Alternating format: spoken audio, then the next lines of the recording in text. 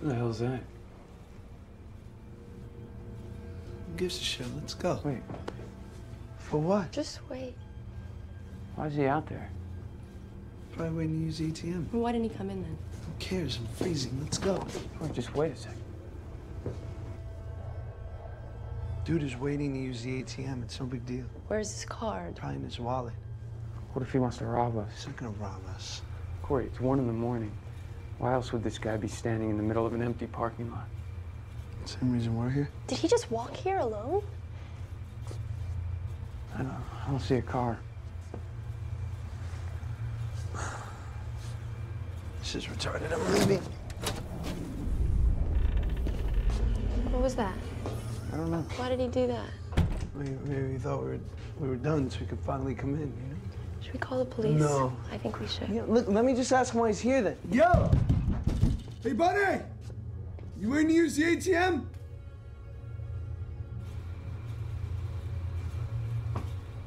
What does he want then? Probably our money. Does he have anything on him? Can you see? I don't know, I can't tell. Are you guys being serious right now? Who cares about this jerk off? Let's go. Says the guy who just got scared back in the booth. Yeah, whatever. If we all leave at once, we'll be fine.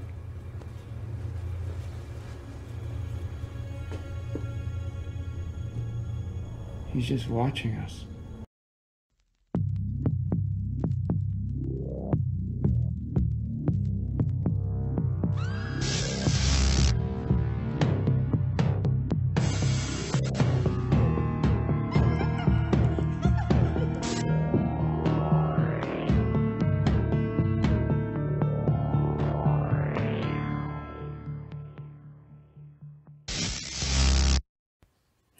Hi, this is Brandon Ford.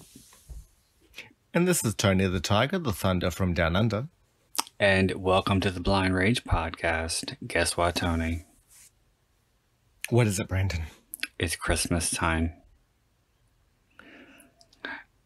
Jingle them bells. Yes. And to kick things off, we are doing, what year is this thing? 2012? Oh my God, I believe it's 2014. No, it's not. I think it's Okay. 2012. Oh. But nevertheless, it doesn't matter because this movie's not that great. We're doing ATM. And as everybody knows, that stands for ass to mouth. No, that stands for At the automated teller machine. You know what drives me crazy? When people say ATM machine, they need to get smacked in the mouth. Yes, there was a whole ad about that in Australia when they first came along. Because then you're saying automatic teller machine. Yes, that's exactly what you're saying. And that's stupid. It's sort of when people say rat test, that sort of... It doesn't grind my gears so much, but... What's a rat test? It's a rapid antigen test to see if you have COVID. Oh. Yeah, no, we don't want that. Okay. But yeah, this is not necessarily a Christmas movie. It just so happens to take place on Christmas. I think it's... Yeah. After a Christmas well, it's a Christmas... shindig. Yeah, it's an Christmas office party. But I don't know if it's necessarily Christmas Eve. Fucking... Well, no, I don't think it's Eve. Well, it's surrounded by Christmas festivities.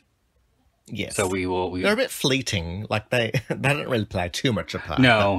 But for the fact that it's cold weather. Yes. So. And like I said, the Christmas party. So the only thing that has anything to do with Christmas is in the beginning of the movie, and that's really not much. And there's some, I think it doesn't start with a Christmas song, a Christmas standard. Yes. Yes, this is a dub. Oh, and it's got a really long Christmas song in the end, I reckon. Yes, the credit sequences are a bit long, I will say. And they didn't necessarily need to be, because this is a 90-minute movie. They could have trimmed it back and made it like, It could have easily been 83 minutes. It could have been 83 minutes. Been, that would have been just fine, especially when it's a movie that is set all in one location. Yes. But we are going to get into that, and we are going to get into recent views and all that good stuff. But first, we are going to get plugs out of the way. So I would like to encourage everyone to please check out my books in hardcover, paperback, and Kindle editions by going to Amazon.com, typing in Brandon Ford. There you'll also find my author page, which you can subscribe to in order to receive email notifications whenever I have a new release. If you prefer audiobooks, I also have several titles which you can find on Audible. Please don't forget, if you don't already, to follow me on Instagram at writer Brandon Ford. You can also follow me on both Twitter and Letterboxd at Brandon Ford. You can follow Tony on Letterboxd at Tony_the_bear. Hopefully by the time this is posted, he will have an Instagram, because I have been on him and I have been all over him like a pit bull on a poodle about that shit. Yes. And yes, I did steal that line from Seinfeld. So if you have any questions, comments, concerns, critiques, suggestions, recommendations, please feel free to email me directly at blindragepod81@gmail.com. Please don't forget to visit the official Blind Rage Podcast Facebook page to like and subscribe. And last and most importantly, please don't forget to rate, review, and subscribe to the Blind Rage Podcast on your preferred podcasting platform. And we haven't, well, I don't check ratings on any of the other platforms except for Apple. So I don't know what we're getting elsewhere, but on Apple, it's been not building much. Okay. So, and as I've said 10 fucking million times, it takes about 2 seconds to just click a star rating. Yeah. Or if you're feeling particularly nice, you can leave us a review. Wouldn't that be good for you? Wouldn't you like that? Well, if you get ones commending me, you can let me know. But otherwise, just say you haven't heard anything. It's Christmas. This is a season of giving. Yes. So, what have you seen anything recently? Watched anything? Well, I've incidentally just been on a bit of a Agatha Christie K-hole. I watched the more recent Death on the Nile and how did you like that? Murder on the Orient Express. How did you like them? I gave them both 2.5 out of 5. I just found them. I didn't mind them as stories. I just didn't find them as fun as they used to be. I'd call them quite joyless. And trying to give Poirot a bit of a backstory was a bit like, I don't really need this. I was reading all about the big controversy with Armie Hammer in the ads. Yes. For the movie. He can eat me all he likes if you. Well, he's fucking scary because he wants people to remove their ribs so that he can cook them and eat them and drink their blood. And he's a fucking freak. Do you think that someone who writes about that stuff should be just as scary? No, because we get that out of our system that way. So, and the last one I watched was Crooked House, which wasn't a Kenneth Branagh one, and I would say probably one of my more favorite ones of them because it didn't take itself as seriously. Well, I was going to say this but you didn't let me finish my thought about Armie Hammer because you're so self-involved. Fucking. No, I was reading that they went through painstaking efforts not to show him at all in any of the ads for the movie. And he also... And he's the main character. Yeah, he's Hercule Poirot. And he also got Kevin Spacey in some movie that he did, they reshot a bunch of scenes with a different actor. And I don't remember what the movie was. And he had 3 movies that were supposed to be shot back to back, and they all got canceled. So, Well, weren't they going to do a sequel to Call Me by Your Name? There is a book, and they were talking about making that into a movie. I don't think they should, because the book is awful. Okay. It's not good at all. You like the original though? Oh, it's one of my favorite books. And the sequel, which is called Find Me, it's like it's written by a totally different person. Yeah. Virginia Andrews. It was written by VC Andrews. And a huge chunk of it doesn't even deal with Elio and Oliver. It deals with fucking Elio's father and his affairs. It's okay, why do we care about this? Bring it back to the gay. Yes, we just wanted to see Elio and Oliver bang it out. We want to see a sword fight, really. Yeah, we wanted a fucking pineapple instead of a peach or a watermelon. See, with a watermelon, they can take it. They could gang bang it from both sides. You see, because it's big. And I heard. Don't ask me how I know this, but I heard that if you're gonna fuck a watermelon, it's best to leave it out in the sun for a while, because it's nice and warm. Okay.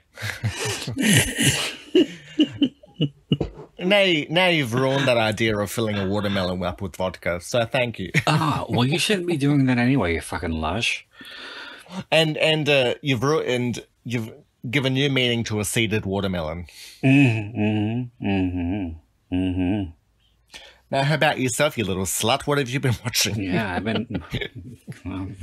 been around with the fruits, literally. You're going to do a Paris Hilton and sit on a pineapple. That's right. I saw Growing Up with I Spit on Your Grave, which was a documentary that was put together by the son of the writer-director of the original I Spit on Your Grave. And it has interviews with him, with his sister, with the director, with Camille Keaton, who is the lead. I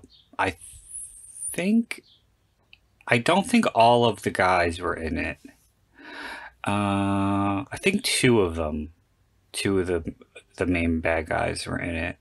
I know the lead one, who plays Johnny, was in it, and he said he regrets doing the movie because he has kids now and he doesn't want them to see him in a movie like that, which is understandable.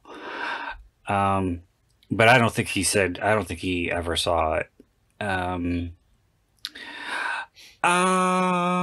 It was about an hour, 48 minutes. And I mean, there were some interesting stories. There wasn't a whole lot that I hadn't heard before, because like by now everybody knows that Demi Moore is on the poster. Oh, yes. I remember hearing that, yes. Yeah, that's old news. And I thought they were going to, because funnily enough, we talked about the straight-to-video sequel that they did with Melissa Moore, Savage Vengeance, that had Camille Keaton in it. But I think that was just some random guy. I don't think it was the same director. But there really wasn't all that much stuff that was new or all that interesting, I don't think. Yeah. Well, the one thing that I thought was new to me was the guy who was the lead guy, Johnny. He posed in Playgirl a couple of years before this, for the movie. Okay. And it was because Camille Keaton had to be completely nude throughout the entire movie. The four male actors got together in solidarity and said, since she has to do it, then we should do it too. So that's why you see all four of them naked as well. Oh, well, that's good on them. Yeah. Well, yes and no. You could have stood to not have them be naked. Is that what well, you're trying no. to say? I mean, I thought, from what I remember, I thought Johnny looked okay. But no, I've heard this from multiple directors, and that is like 90% of male actors have zero problems with doing nudity. And even if they just want an ass shot, they'll be like, are you sure you don't want full frontal? I'll do full frontal. They will volunteer it. They will drop the clothes without even having to be asked twice. They're total opposite of most. It's like the same with female actors. Only 90% of them don't want to get nude. But male actors are more exhibitionists. So I think I think it might have been a little bit of column A from column B. They wanted to show solidarity for Camille, and I think they just wanted to be naked. It was a win-win. Yeah, I guess. We get to be supportive and show our asses. And our penises.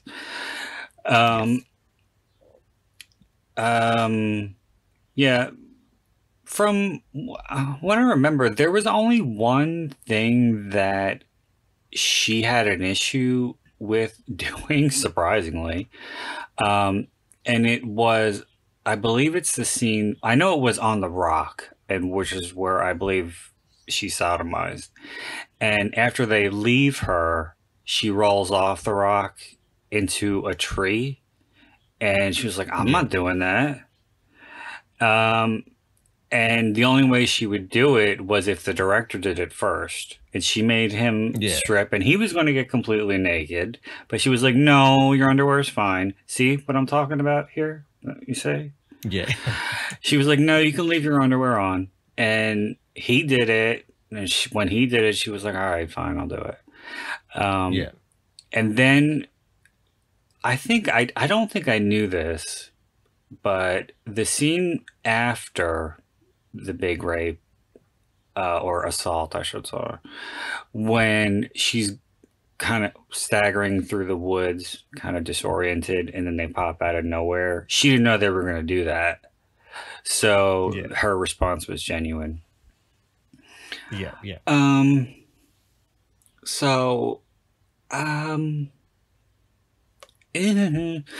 With all of the horror movie documentaries that are out there these days, I wouldn't say it's top tier. It was fine. It was middle of the road. But see, that movie is one of the few where I actually prefer the remake. I wasn't a big fan of the original. I don't like well, I can't say I don't like it. I just thought the remake was a bit much. It was. I thought the assault was a lot nastier. The revenge sequences I thought were fine, but I just thought it really got to me, the sexual assault in the remake. It felt too authentic. And she was very convincing. Sarah Butler. And also it's Damien from Mean Girls and Joey from A Nightmare on Elm Street. It's like, why? So yeah. I also saw a movie called Audition, which is not the Japanese one. No, I don't know if it's been posted yet, but there's a commentary that I did with James where I talk about that movie because I really want to see it, but there's no English dub of it. But there's a book. Oh yes, yeah. So I read the book, and I did enjoy that. But I've never seen the Japanese audition. But this one was from 2021, and it's one of a million fucking movies called Audition. So it was hard for me to find it on Letterboxd for me to fucking bash it because it was a piece of shit. It was one of 10 million movies called Audition, and one of 10 million found footage mockumentaries. That was not unique in its premise, which was it was from the perspective of a director who was auditioning young actresses like 19 to 21, whatever, to be. And this is what got me. He called it a reality feature. And the actress is like, what? And he's like, well, what I want to do is I want to videotape you doing your everyday things, and I want you to tell your story with the way you interact with your friends, with your family, co-workers. I want you to show me your life, your day-to-day life. I want this to be all about you. And I'm like, that's called a documentary. Yes. But he kept saying reality feature film. That was the term he kept using. Yeah. Because they were like, oh, is this a reality show? No, it's a reality feature film. And he was like acting like this was groundbreaking. It was innovative. Yes. And I was like, no, that's a documentary, and there's about 1 billion of them. Yeah, so it was very amateurish. The lead girl was fine. I mean, yeah, she was okay. There's a twist that's pretty fucking obvious. And he says he wants to see all these things, all these aspects of her life. But they end up, she's like, I'm going to a concert tonight.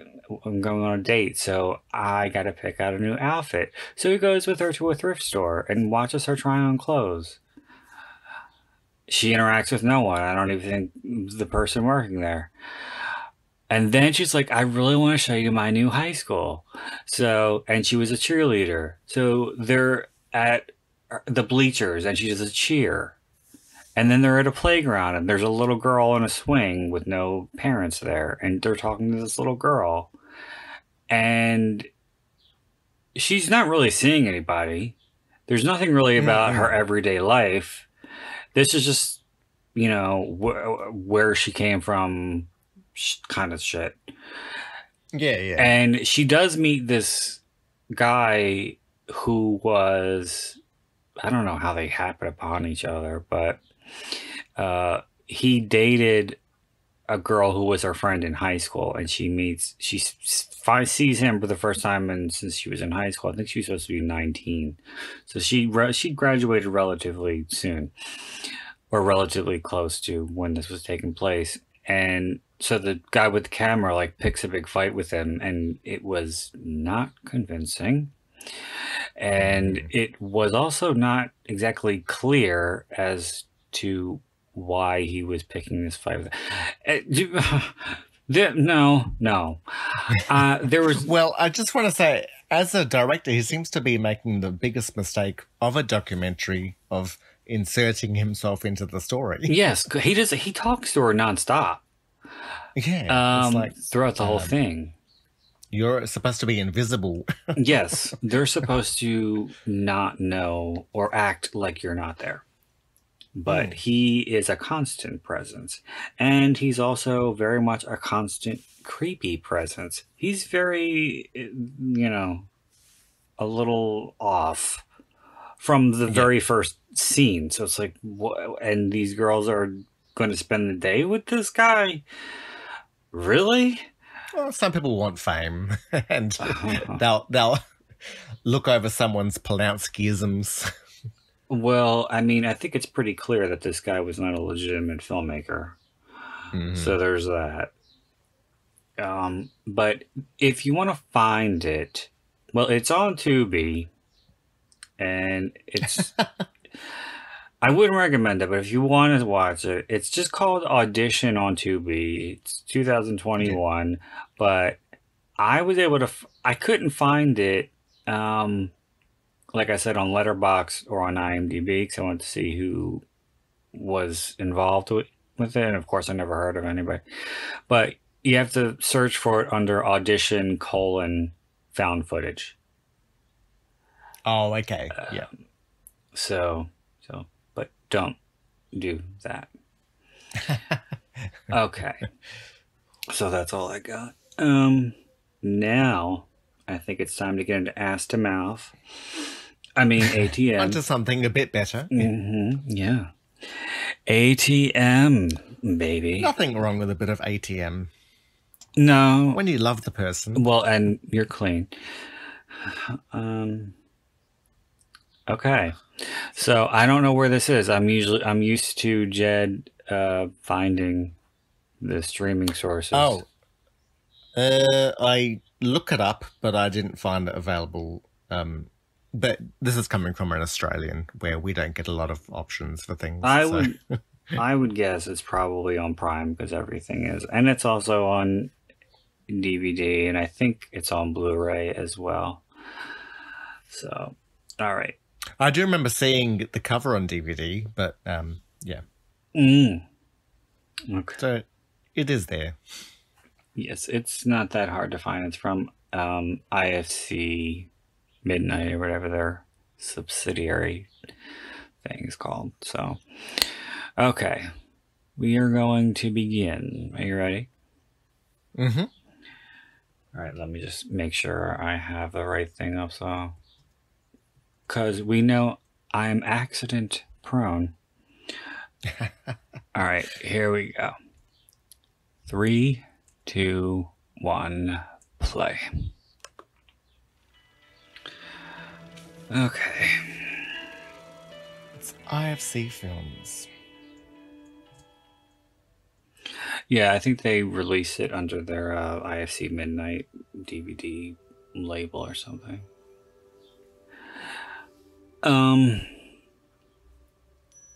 So this as we were talking off mic about how this is kind of reminiscent of other movies of its kind, like Frozen, the Adam Green Frozen, but I definitely did get that feel, but I also got even they're not really similar, but they're kind of similar in that they are thrillers that take place around Christmas that have the lead character in peril in kind of an office setting. The movie P2, you ever seen that? Oh yeah. Yeah. And what drives me crazy about that movie is there's a movie called Lower Level from like the early 90s, and it's the exact same plot. Exact same thing. Yeah. It's even down to the security guard is the killer who is fucking with this girl and locking her in the... It's the same movie. And I don't know how he didn't get sued for plagiarism when he didn't... He almost got sued for high tension. Yes, but I think Alexander Aja is almost as big a hack as... Okay, we won't get into that. So what did you think of the movie? Because this was your first time viewing it, yes? Yeah, like I said to you, and I'll say it now again, it's not really a style of horror that I like, where you have characters trapped in a place, such a small place. I don't. So you didn't like Frozen? Then? I actually never watched Frozen. Oh. I watched something similar. We rented it, but I don't think I watched it. No. Oh, I love it. It's a really good movie. But is that where is that where the villain is dogs, or is there an actual person? No, there's no villain. Yeah. It's just the So three they're characters just, that are trapped trapped on in the cold. a ski lift. Yeah. But there are wolves. Wolves do come yes, into play. yeah. I'm just not a fan of overacting, and I feel that that's what happens in these type of movies where you have people trapped. They'll be like screaming at the guy, you know. It's just not. I think this is why I like the Hereditary director, because a lot of his characters are quite stoic, and I am, so I don't react the same way that these characters react. Well, there is kind of a thing in these kinds of movies that is done in this movie where it's kind of like they go through the 5 stages of grief of it, and then they get to the acceptance of like what's going to happen, and the girl does, because there's one part where she's like, will you guys please just leave me alone? And I think that she's like, accepting like they're gonna die. This opening title sequence is a little too long for me, but we have I should say Josh Peck as one of the leads, who is known for Drake and Josh, which was on Nickelodeon, and he was also in the movie Mean Creek. Have you ever seen that? I don't know if I have. I kept seeing the title and thinking, oh, have I seen that? But I never bothered to actually look it up. It's a pretty decent movie. My thing is he kept reminding me of an actor, and when I checked out his IMDb page, it wasn't any of the films that I thought, so he's reminding me of someone else. They're playing this entire song. Yeah. That's what... The one big thing that I noted was the length of the credits at the end. They could have left this as an 83-minute movie. Well, what I didn't like about the ending sequence was the way it was set up for the killer to do it again, and that kind of brought back memories of The Rental, and that is a movie that we mutually despised. And it wouldn't surprise me if fucking David, whatever his name is, Franco, took that sequence from this, because he fucking took from everything for that fucking movie. Yeah. Movie was ridiculously derivative. So much so that it upset me. It upset me, Tony. I was upset. It was very alike, and with the addition of being so woke, that was what annoyed me a bit about it. That's sort of the thing that I remember the most. And I don't like... I complain sometimes about wokeness, but in saying that, I don't mind a bit of wokeness, but not when it's done shovingly. Yes. When it's in your face. I mean, you can be woke, have a movie that's woke, by just making your characters tone down the way they talk, so that it's not like, you know, an 80s movie where it's okay to drop the F-bomb every other word. But I would just say that I feel that one of the most culturally relevant films was Night of the Living Dead, and the main characters being African American was incidental, right? But that was sort of the most impressive part of the movie. Well, that's what George Romero said. But he also, he was just written white, but he's just a good black actor. Well, what he said was he auditioned a lot of people for that role. It just so happened that he was the best actor for who came in. That's what he said. But yeah, I would like to believe it's true, but he he would flip flop on a lot of different stuff. He would change his stories on that movie and other stuff over the years. So I don't know if it's true or not. I hope it's true. I would like to think it's true, but I wouldn't bet. I'll just say it is. It's true. Let's just say, okay, all right. On the Blind Rage podcast, it is true.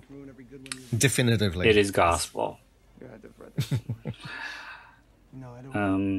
And then we had Tony Todd play the role in the remake. I'm wondering. Oh, yeah. And that was pre-Candyman, too. As in also, or TWO? No, it was before Candyman. Yeah. Because the remake was, I think, 89 or 90, and Candyman was 92. Oh, I didn't realize that. I thought that for some reason I kept thinking the remake was more recent. But No, I think they were trying to get it out by... I think they were trying to get it out by 89 because that would have been the 30th anniversary of the original, but I don't think it was done until 90. oh, and I was going to just to burst a bubble. I was listening to one of your podcasts the other day about Friday the 13th Part 2, and you were talking about the cat jump scare. And you were saying you reckon that it's the first time that it's been used. But Well, it was I would one of the say first. Yeah. that the first time was Jonesy in Alien in 1979. Okay, that's a science fiction film. It's a horror. It's science fiction. It's It's a in haunted space. house in space. Yeah, but And it's in the what future. would you call Jason X? A piece of shit.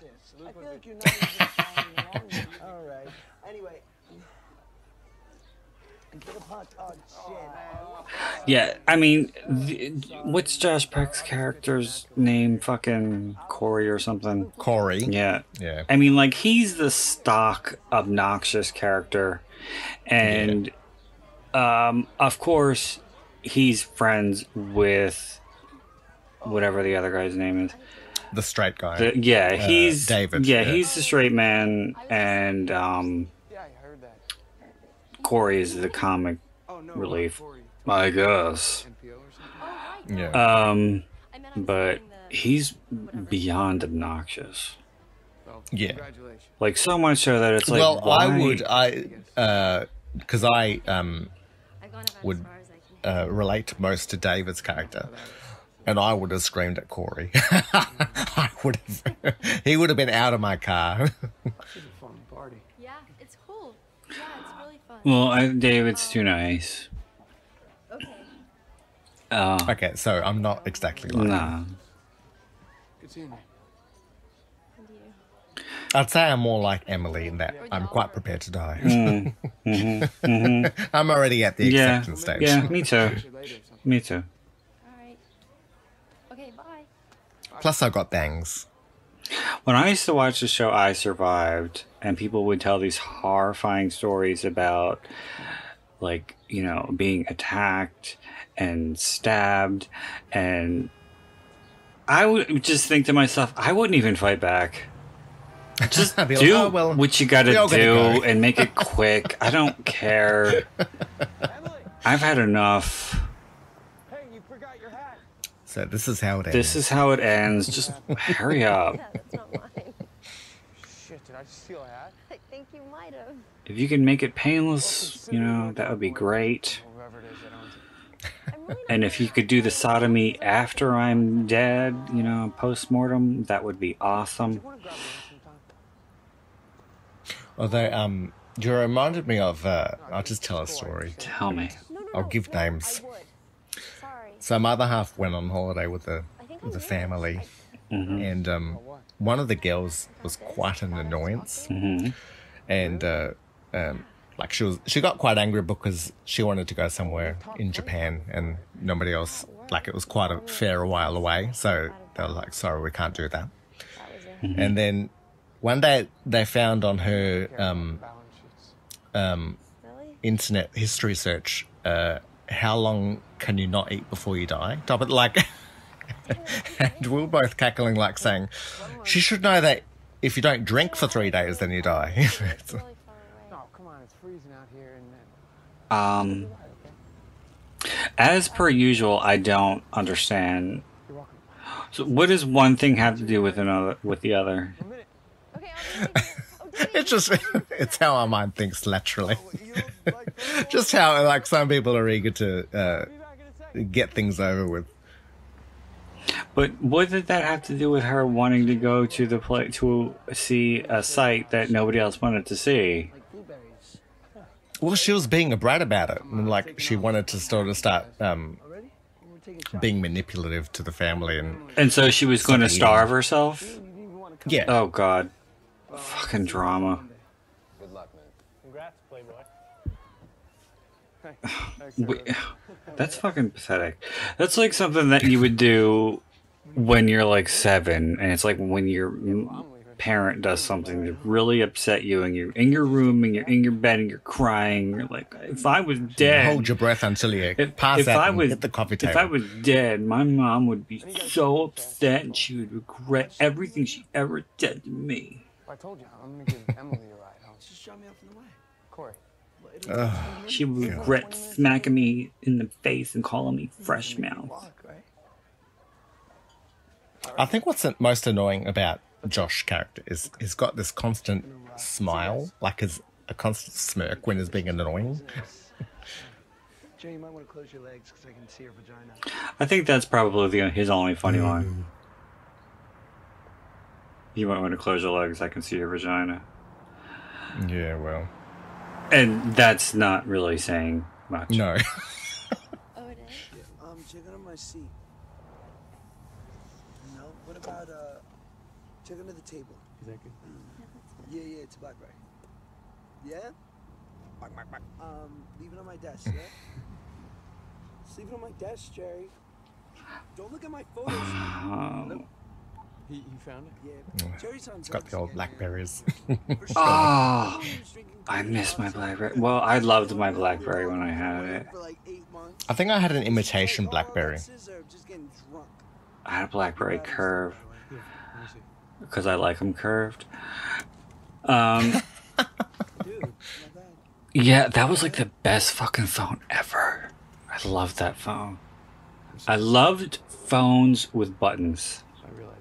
Yeah, I do miss that. I used to write. I was actually envious. They had the Nokia that would sort of flip. The Nokia, what? Which one? The Razor phone? Not flip, but it would slide out a keypad. Oh yeah, I knew somebody who had one of those. That you're hungry? Yeah, we heard you. So riddle me this. What's good with getting food? It's after midnight. And what am I, gremlin? Yes. Thanks. I appreciate that, Emily, in a big way. I mean, I don't have any. he pushes buttons more, and you know what? What? Corey, nothing's open. I don't think. See, I find him to be the villain of this piece. Kind of, yeah. But what exactly? I don't think if it was explained, I don't think I got it. But the whole thing with him saying he couldn't get cash out of the ATM because his strip wasn't working, and then Emily was like, well, how did you get in here? Because you have to swipe your card. I need 7 ATM, by the way. Was that ever explained? Because I don't think it was. Well, yeah, see, I thought maybe it was suggesting that he was part of it, but no, what it was sort of saying is that they didn't actually have a lock on the door. So the killer could come in if he felt like it. He was just assuming that he couldn't.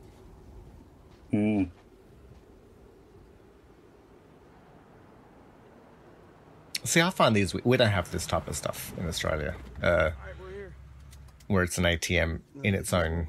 It reminds me of like the Hertz rental places in the middle of the airport car park. Well, I mean, I used to think, because my bank branch used to be a block down the block and one street over. It was so fucking convenient. And it had a vestibule like this where you could swipe your card and go in, and it was all windows. And I used to think to myself, because I used to like, get cash at like, you know, fucking 1 in the morning. I used to be like, oh, this is so, and plus, by the way, there was a total like sleazy dive bar right across the fucking street where all the South Philly drunks who were like 60 would go and fucking cruise, I guess. I don't know what they did. But yeah, Did you ever go in there and it smelled like cum? Yes, absolutely. Well, I did go in there. I did go in there once when me and my friend were doing a South Philly bar hop, which is not fun because there aren't. Is that a sex act? No. We were going from bar to bar in South Philly and having one drink. That's a bar hop. Or some people call it a pub crawl. Yes, that's what we call them. But what was I saying? No, I used to think it was so safe because it was an enclosed space and you had to have a card to get in. And plus, ATMs in public spaces make me nervous because you don't know who's going to come up behind you. So I used to always think, oh, I'm totally safe in here, blah, blah, blah. But what the fuck is just going to stop anybody from jumping you when you come out of there? So, yeah, I didn't really think it through. Thankfully. I used to go to a local ATM, and then one time I finished and some guy said, oh, can you give me $50 so I got somewhere to sleep tonight? Oh, like $50 because I actually hadn't I'd put money in as opposed to taking anything out because it was a credit, so I couldn't actually withdraw. But so you didn't give him any money? Is that what you're trying to say? Well, I didn't, but also he wasn't homeless. He was just looking for a bit of money. Janine Garofalo had this bit in one of her stand-up acts about because she would see homeless people in New York hang around ATMs, and it got to the point where she had this say to one of them, dude, use your noodle. Nobody's going to give you a 20. This is not the right spot.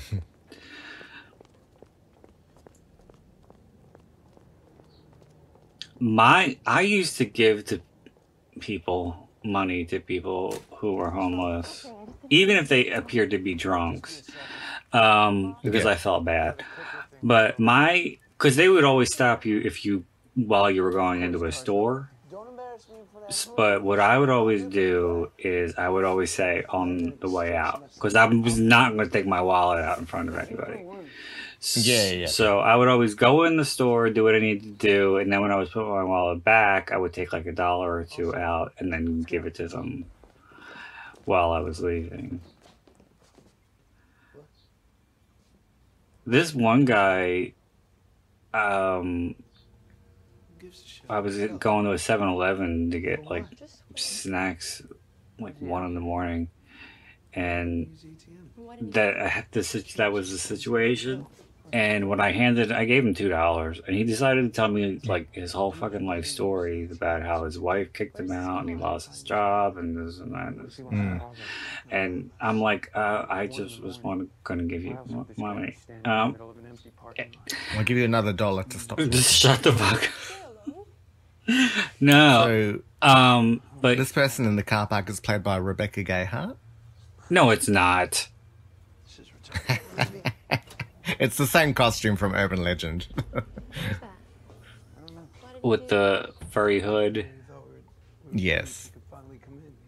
Should we call the police? No. I think we should. Yeah, look, let me just ask him why he's here then. She was in a show that I quite liked until she accidentally killed someone. Yeah, she had the same and thing. Then she was kicked off the show. Oh. Well, there was the same thing that happened with Brandy. Probably our money.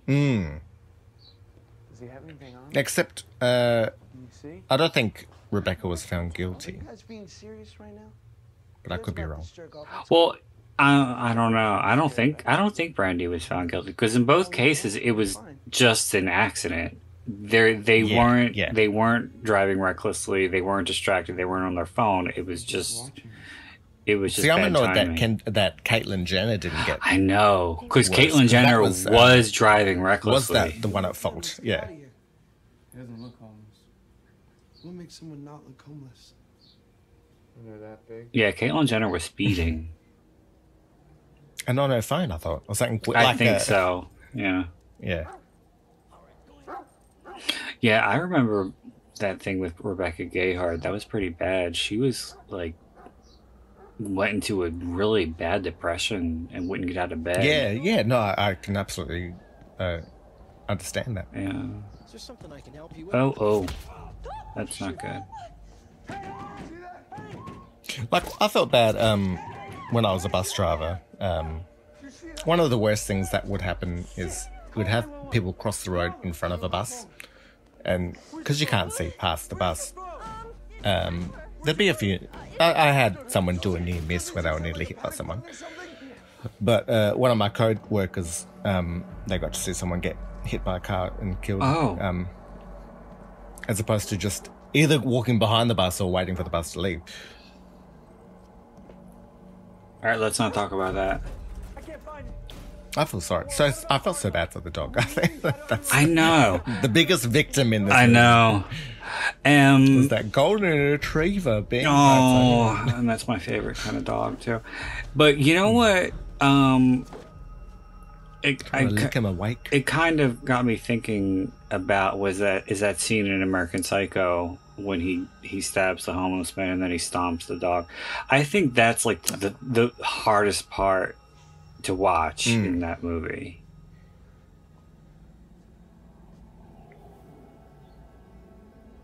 Thankfully, you don't see a close up of him actually stomping the dog. It's off screen.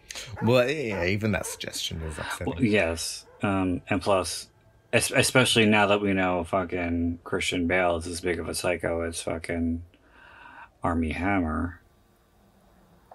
Well, I prefer him to Will Smith, if I might say.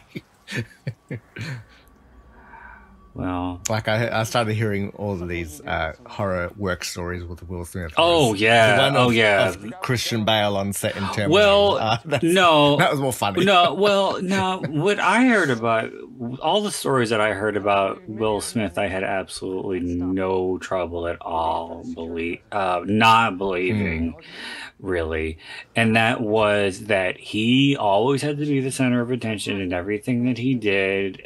He always had to have the most lines. He had to have the actress who played his aunt on The Fresh Prince, he had her written off because he thought she was getting too much attention, and she's just a total diva with everything that he does, and that's the way he comes across. Christian Bale comes across as a psychopath, from what I've read about him. And he had a whole book that was written about him by a guy who was his assistant. And oh, okay. Yeah, he wrote all these horror stories about him. And one of them I remember reading, I might be getting this a little bit wrong, but one thing Christian Bale absolutely despised is being approached by fans. He has no patience or tolerance for it at all. And one of the duties of the assistant is to make sure that he's not bothered by these fans. But sometimes it would happen. And from what I understand, it was a very nice, polite young girl who, said, I'm sorry to disturb you. I just wanted your autograph.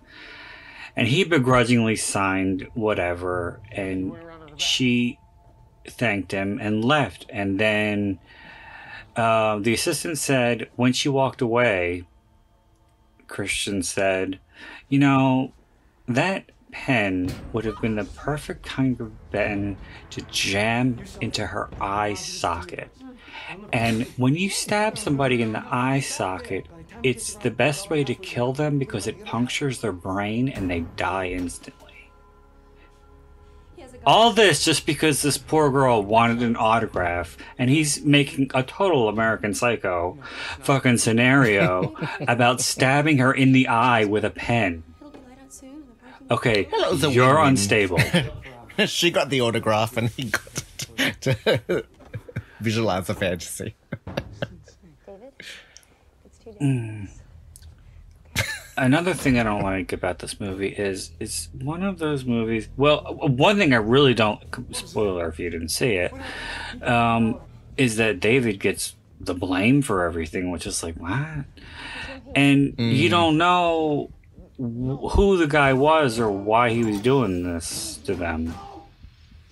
Oh, that didn't really bother me. And I think because these started to get... I was most annoyed, not annoyed, but I felt bad when Emily dies, but... You didn't feel so bad when Corey died? But if you break it, then he'll be able to get in. He fucking bled to death, and supposedly, I don't know where I heard this, but I just heard it recently. Bleeding to death is one of the most painful ways to die. This thing's gonna have an alarm on it. Well, I don't know. I know at some stage you go into a state of shock and you die from, as in shock-induced, blood-induced, oh God, you know what I'm trying to say. Blood loss-induced shock that leads to your death. I thought shock... So you'd hope that at that stage you stop feeling things. I thought shock came from, like, trauma, like a severe trauma. Well, I think that might be a more immediate shock reaction. What's he doing? He's turning around. But I know, like, if you feel a certain amount of pain, that can lead to a shock.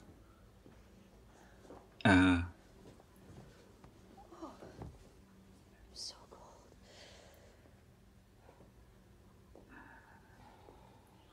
cold.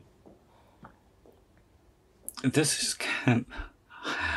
kept reminding me of another movie that I mentioned previously that we have to do at some point because it's so awful. But Hide and Go Shriek. Oh yeah. Because there's a scene just like this where they're all trapped in the furniture store, and they there's a cop across the street, and they're all screaming at the window, and the cop is totally oblivious and leaves. Take these. But in their case, it was bulletproof glass, so they couldn't. The cop couldn't hear. This is just regular glass here. Wait, with this the thing. board's broken. How did you get in here?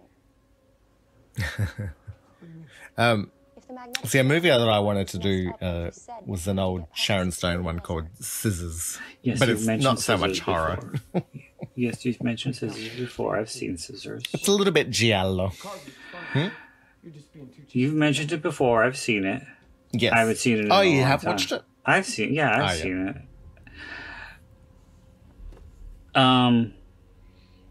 The only thing I remember about it is the bird. And Yes. the final scene where she's going away in the car, and she looks up and she sees the guy who was keeping her, and he's banging against the window with the scissors.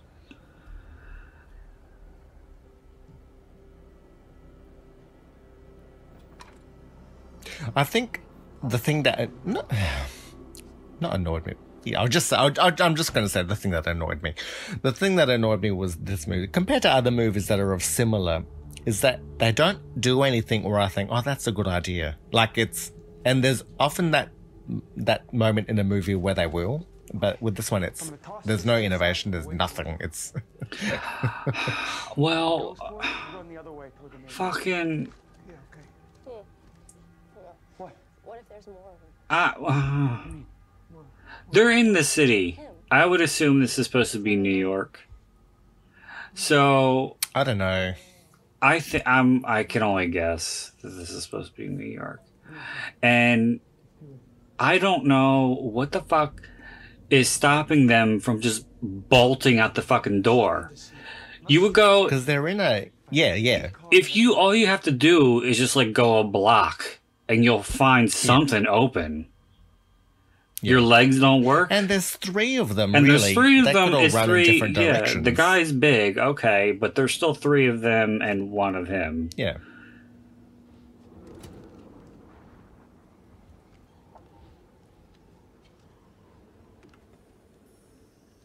I don't know. It's that's another thing that frustrated about me is that it is so frustrating because there are things that they can do and they can easily get away and they just choose not to. They choose to be sitting ducks. They choose to be sitting ducks. They don't have to be. They can leave. But until I realize I'm looking at this in the idea of a film, but the first thing I would have done was broke all the lights so that he can't see inside. I don't think that would have been a good idea. We're not going to tell anyone about this. Why? You're never even seeing your face. Because then you wouldn't be able to see Take this and disappear. inside either. Like nothing happened. Yeah, but that's fine. You can see outside at least. Is that okay? Now I'm just gonna toss this to you, and it's yours. Mm-hmm.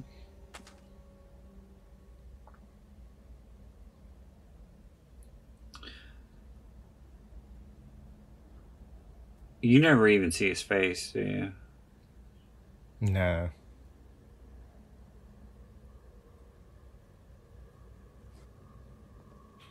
Now, what he should have done right now is turn around and ran and gotten help for them if they didn't want to run. Yeah. No, he does go run. But he runs back to the fucking course. ATM vestibule. Oh, yeah, as opposed to running. As opposed to from running the car away. somewhere else. Yeah.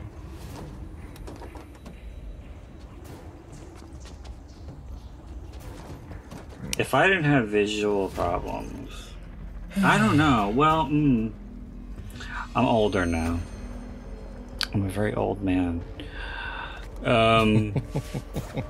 But I used to be quite fast, believe it or not.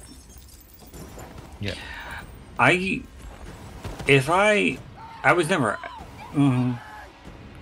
If let's say I was never into any, sports or anything like that. Clearly, in high school, but if I had to choose one, I would have chosen track because I was fast.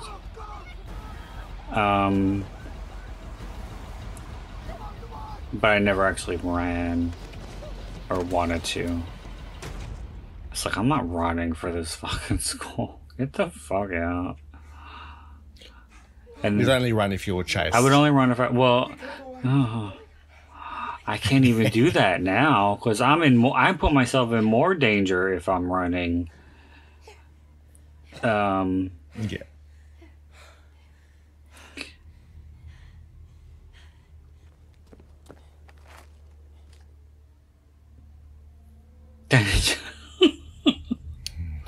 Now you got me thinking of another Janine Garofalo. The one that she told on the HBO, the hour-long one, when she was walking down the street and she saw the cab dragging the businessman.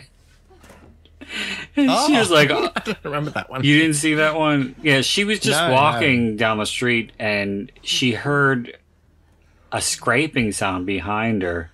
And she turned around and she said she saw a New York cab dragging a businessman. And then she was... And there were sparks coming from beneath his heels. And she was like, she said, oh my God, I've got to see how this plays out. So I run, and she ran to where it came to a close. And she said she saw the guy sitting on a fire hydrant, blowing on his feet, and his shoes were on the hood of the car, curled up like genie slippers. And a police officer came up to her and said, did you see this? And she said, did I see it? I ran! Yes, I do remember this story now, yes. Oh, that was so funny. And I never run, and I ran! she got robbed, and she was saying, "Oh, and if you see two guys bombing at the apartment." Oh, that was from the other one. Two cholos bombing at the Funny Bone chain. Yeah. Give me a jingle. They got my knapsack with my comedy notebook in it. Your My Girl knapsack. Yes, I bet you. That's how you have to get it. Like, there's now no more available. You just have to steal someone else's. I'm gonna fucking call Anna Klumsky and be like, look, bitch. You send me that shit. I actually... I'm a huge fan of your work. I loved you in My Girl. Now give me the fucking knapsack. I know, I was trying to remember the other movie that the knapsack was involved in. Like, Psycho. as if you're writing to the knapsack. The Psycho remake. Yes, that's the one. Yes. And Jeanine Garofalo where it has it on in The Truth About Cats and Dogs. Yes. So they're everywhere, these fucking knapsacks. And I don't... You need a Patreon page to let people send you the knapsack. Well, I posted about it on one of the Facebook message boards with the picture of Julianne Moore wearing it in Psycho. I was like, can anybody help me find this backpack? And of course, everybody was like, oh, I didn't even know. I hate that movie. Well, no, this one guy said, is that a new remake? Because I remember a remake with Anne Heche. I don't remember Viggo Mortensen being in that movie. So they thought that she was the new They thought that Lee. she was, yeah, she was Marion. Yeah.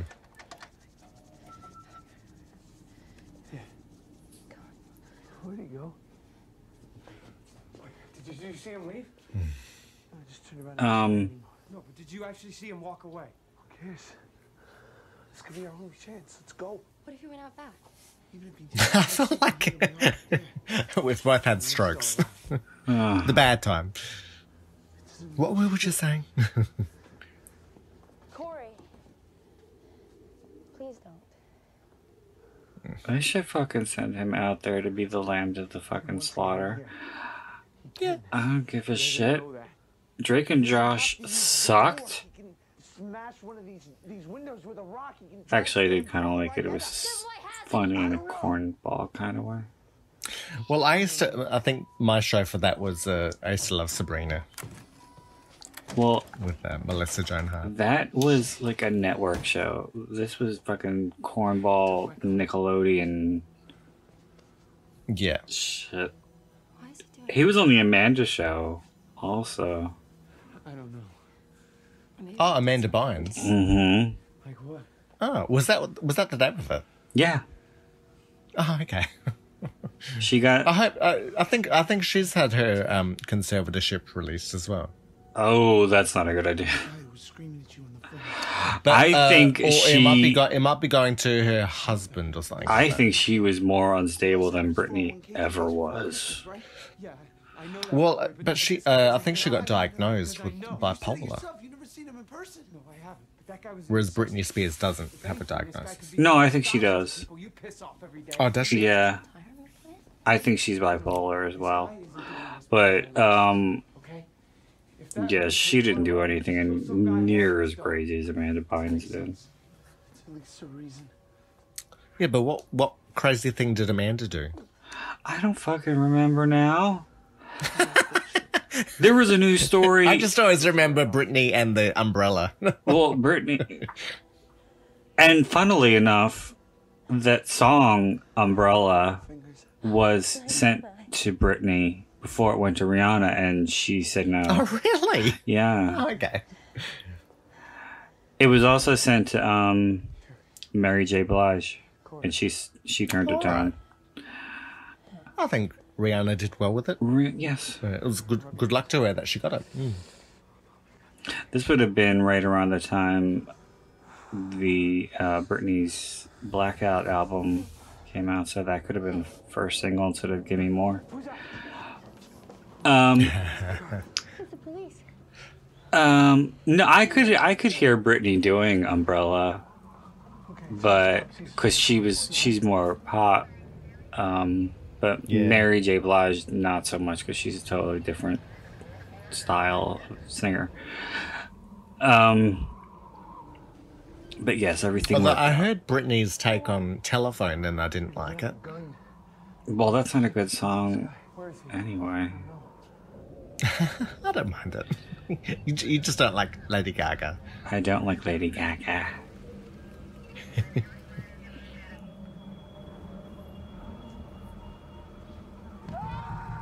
As bad as this movie is, at least there isn't a "this isn't funny."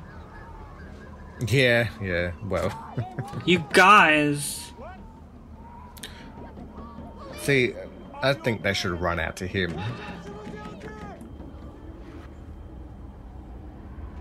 I love it how that you're screaming and banging on the glass, and he says, "Are you okay?" Yeah. And isn't It's this very at much- the point where she wrote "help" on the glass with lipstick? Yeah.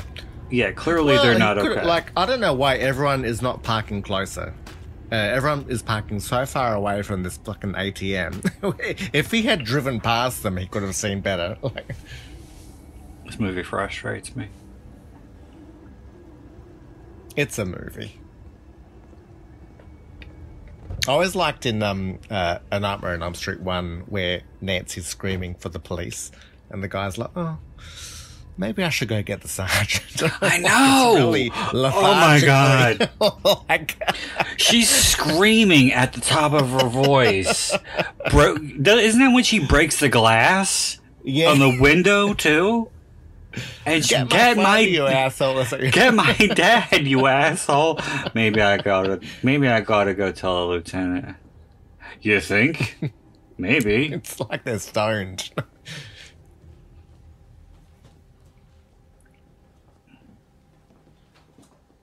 Emily, are you okay?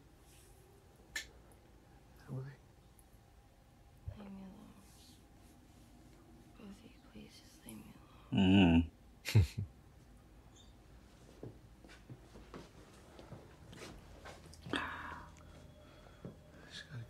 Has she been in anything else? I don't think I know her. After one of us. Yeah, this can get away. Yeah, who's gonna play? I don't know. Not that I can recognize her. She does remind me of someone else, but I know it's not her.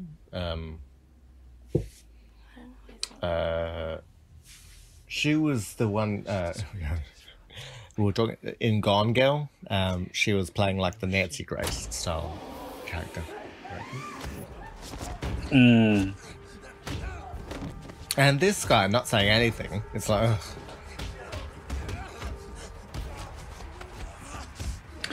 Did you read the book, Gone Girl? No, I have the book, but I never got around to reading it. But I was told it's a very good book. Yeah, I liked it a lot. She wrote some other books. Gillian. Girl on the Train or something? No, that's we had this exact same conversation. That's Paula Hawkins. I get you. Gillian Flynn. She wrote a book that was a series on HBO that comes into series. Was it Dark Places? I think it was Dark Places. Oh, okay. Oh, does it have Amy Adams in it? I think. Yeah. And I think they made a movie out of one of her other books, or something. Sharp Objects. I don't know if I saw that one. Oh, that's the one with Amy Adams. Oh. Sorry, yes. That was a show. Dark Places must be the one that has the fucking what was the theme? You sound like a Yugoslavian. It was like a Fucking. Munchausen by proxy was the theme. Oh, okay. Yeah. Sharp Objects was about the girl whose family was killed, and she was like living off of the scandal of the book. Or did you see the show? No, I wanted to, but yeah, I just never had the opportunity. I think I even have it on DVD, or my sister took it. It was okay. The book, I don't know if I saw the show, but the book was okay. I think Gone Girl was her best work. Yeah. I was so pissed. And I think it's one of the best David Fincher movies. I was so pissed when Tyler Perry was in the fucking movie. I was like, oh, really? I gotta be I didn't mind seeing him in a dramatic role. I thought he was fine. Yeah. And he's not in it for very long. No, thankfully. He's gonna kill us. And I think in the movie they changed what he throws at Ben Affleck's character whenever he fucks up. I think he throws gummy bears at him in the movie, and in the book he throws jelly beans. Yeah.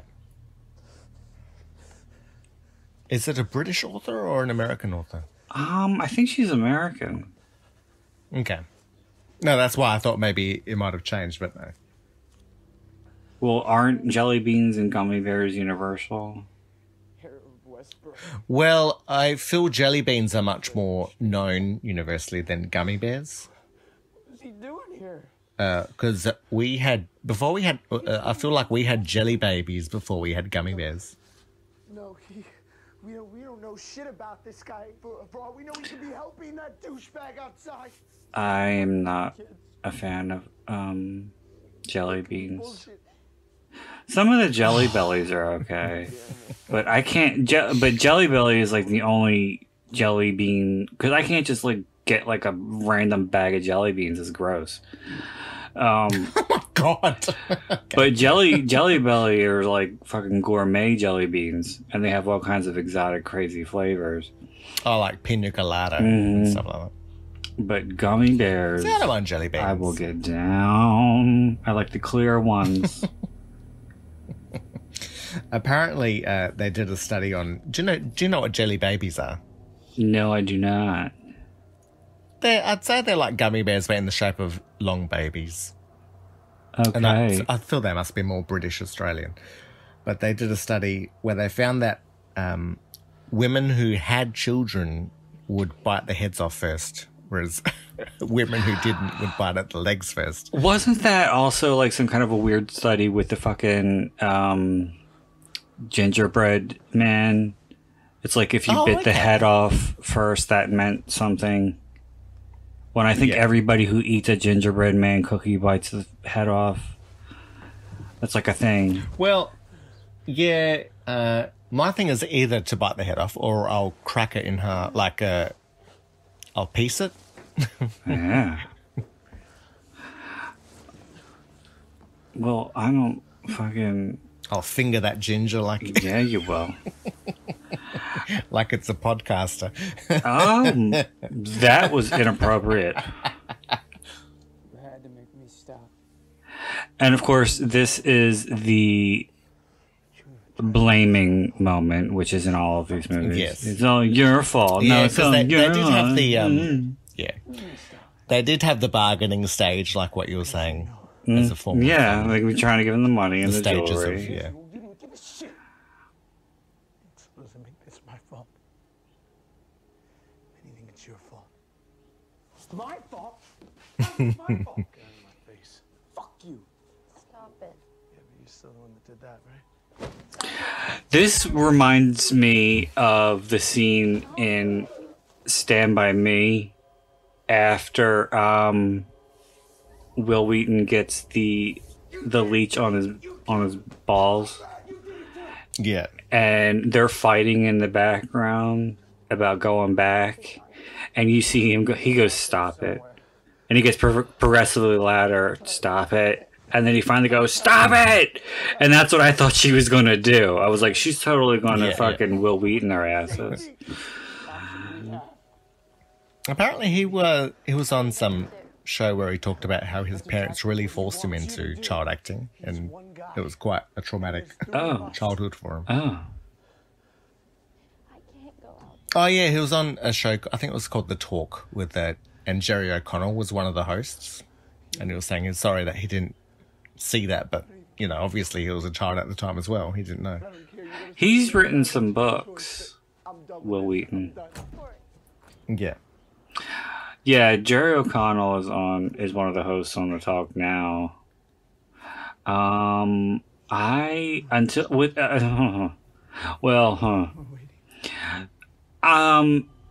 It wasn't until the I think it was when Regis Philbin died and they were trying to figure out who was going to be the new host on with Kelly Ripa, and he kept throwing his name out there and like going on Wendy Williams and shit and saying how he wanted to do it.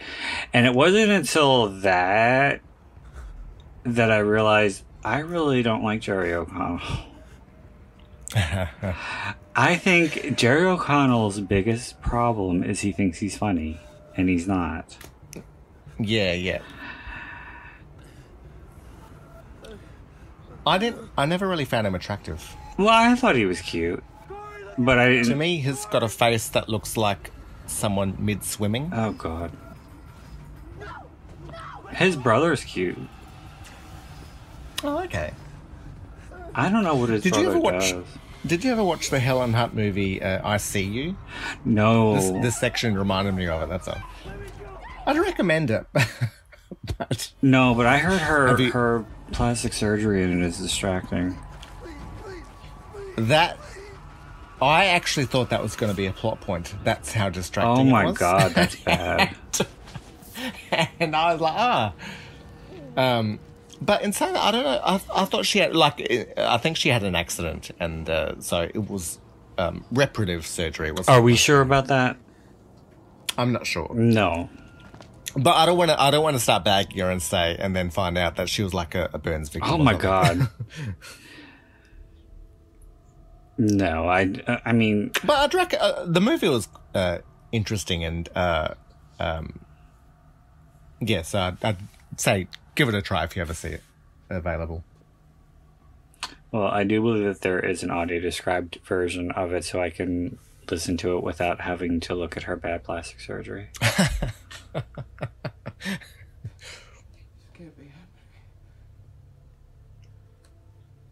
But it deals with I think it's called frogging. Oh. Which is where people live in your house without you realizing it. I never heard of that. I believe that's the term, but I can look it up later. There's a new thing now, because there's always a fucking challenge or trend to get fucking followers. And by the time this is posted, this will be fucking old news. Yeah, you've dated us. I've dated us. But it's a thing now where kids are doing drive-bys with airsoft guns and they're shooting little pellets filled with water. Like 8mm? As in 8 Mile? Sorry. I don't know. I've never seen... You think I've seen 8 Mile? I haven't actually, but I know that there's a bit where like they're using a paint gun. I don't think they're paint guns, but they're airsoft guns, and they're pellets filled with water, and they're doing drive-bys at kids outside school, and they hit this one little boy in the eye. So, and again, this is all to get views and likes on social media, and with all of the gun violence that is on the news every single day in the United States, I really don't think that's such a good idea. And especially if there are police, because you can't even have a toy gun these days. It's not safe. So yeah, people are risking their lives just to get fucking followers. It's pathetic. Yeah. Shit like that I think is pathetic. But things like where friends will record other friends being sexually assaulted and then posting it online is horrifying. Yeah, that's like that Jodie Foster movie. The Accused. The Accused. Or, yeah. I don't think they had social media during. No, well, obviously not. So, but I'm saying, like, being a witness is almost as bad as doing the actual deed. If you're just going to stand by and let it happen, just for the sake of getting likes on your social media. Do anything wrong or somehow supposed to be protected? I could have done without this whole moment here. Her finding religion. The one thing that I was a bit like, oh, why did you do it? Is when you find out that Josh has survived. Why did he go back to the ATM? He could have I don't fucking know. continued further. Could have skipped the party. This is filler. Yeah. I did. Instead of trying to think of a way out or make a plan, they're talking about, oh, well, if I didn't go to the party, none of this would have happened. Because this is so interesting. This was actually a movie that I saw when it first came out and then totally forgot about. Because I wasn't impressed with it the first time I saw it. And then last year, when I was going crazy trying to find original movies to do for the December months for the podcast, this popped up on some list, and I was like, oh, I remember that movie. Maybe we should do that movie. And then I bought the DVD, and I was like, oh, maybe not. Because this was going to be the fucking big, like, one for the 25th show. And I was like, okay, no. No. No Henny. Oh, God. And another thing that annoyed me about this movie is the tormentor seems to have no point. Like, as in, he's trying to open the back door. Like, with all of his planning in advance, you'd think that would have been part of the planning and of how to get in. Well, the whole thing too is he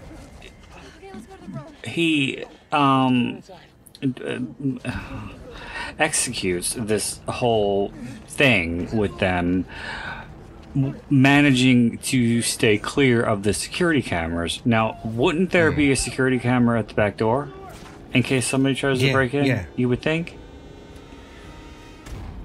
And I don't see why there wouldn't be a security camera that could make the entire lot visible. Yeah. That's...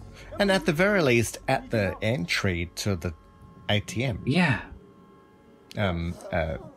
Booth. Yeah, there's a lot of holes. So where he's standing now. There's a lot of holes in this spot. Yeah, there are cameras. There are cameras in the actual ATMs in case like something weird's going on. So no, but you know, before you're entering the ATM.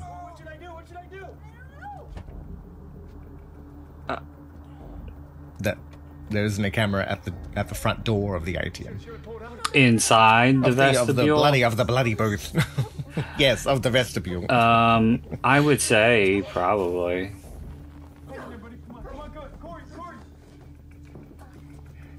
Anyway.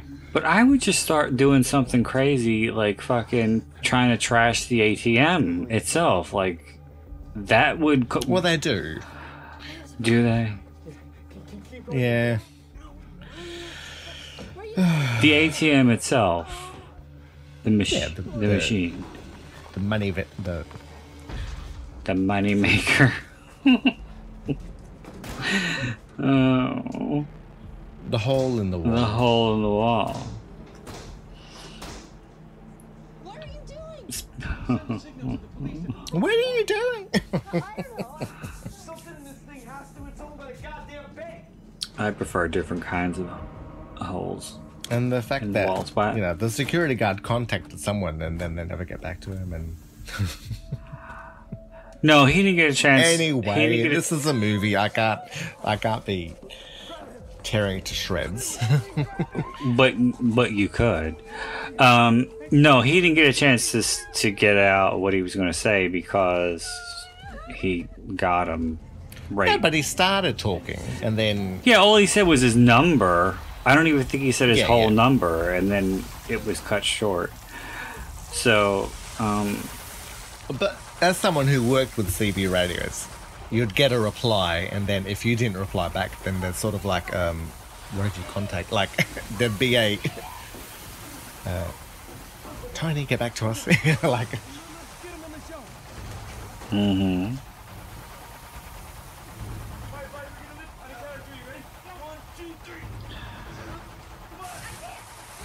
As if the water wasn't bad enough. Then they set off the fire alarm with more water.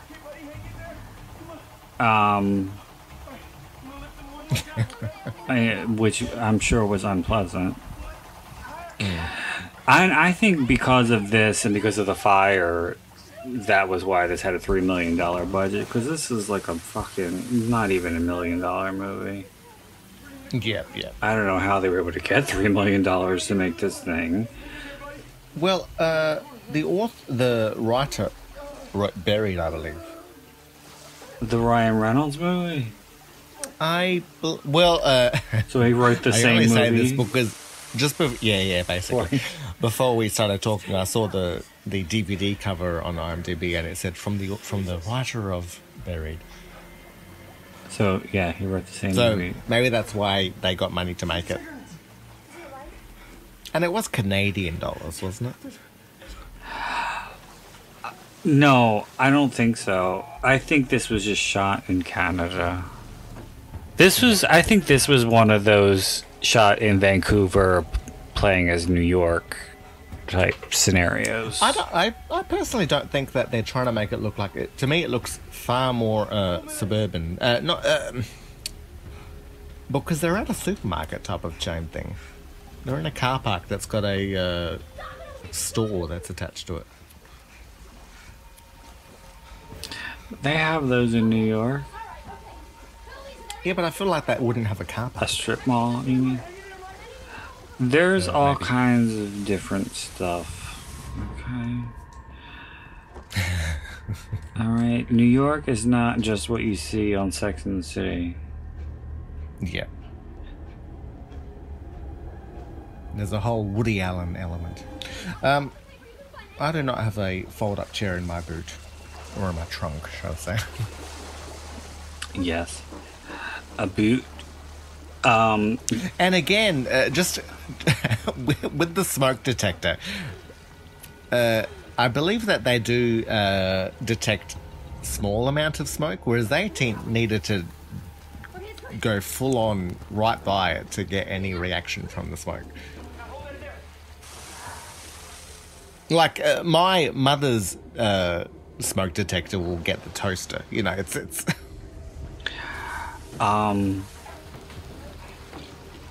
No, what I was going to say before you interrupted me. Rudely interrupted you. Yeah, on my own fucking show. No, I don't remember. Oh, I was on like a binge. Like this was kind of, even though Gillian Flynn isn't an English author, but I did go on a bit of a binge of reading because there's a lot of really good English, female English authors of thrillers, and that was like around the time I read The Girl on the Train. But yeah, they used to talk about boots in cars, and initially I hadn't. That was the first time I'd ever heard it. Yeah. Now what the fuck was else? I was gonna say something else. We'll talk about New York. Oh, the smoke detector. Oh, you know what I did? Yeah. And I cannot believe I had the fucking balls to do this. Did you set one off? No, I was in, and this was when I worked at the store that I worked at, the major Lowe's. chain. No, I didn't work at Lowe's. And this was like right when, it wasn't long after I got hired. I was probably working there maybe 2 weeks. But after the store closed, we had to stay late to, you know, make everything presentable for when it opened. And sometimes you were there for an hour and a half, 2 hours. Did you used to feel like Julia Roberts in Sleeping with the Enemy? So anyway, I used to get so fucking bored. I went into the bathroom one time and I fucking lit up a cigarette. And I think I did it like twice. And I can't believe the smoke detectors didn't go off. Yeah. I have no idea how I got away with that twice. And how nobody smelled it. They probably were working.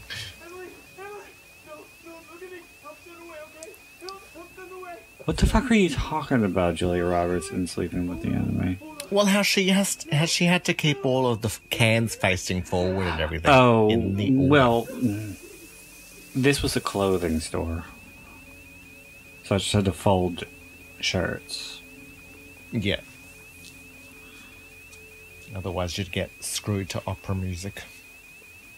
Well, the only plus side was after the store closed, I was able to listen to my iPod.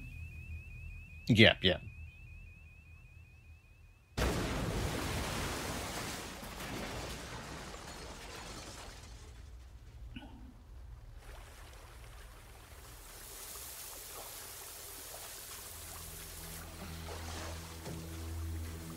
I don't understand why they automatically assume that David is the one who did this. Well, It's a lot of the reviews were saying that they didn't like the ending. no. I mean, my thing was, I'm just thinking that maybe they arrested him thinking, and then Yeah, and then he was going to tell his story. like, you know, it's, And then he was going to tell his story, and then he was there, but like, oh, okay. But like I was glad he didn't get shot or something, you know, because then that would be more finite. it just seems like he was being arrested purely because he was there, Yeah. and that was it. Yeah. I mean, and they didn't really go to arrest someone. No.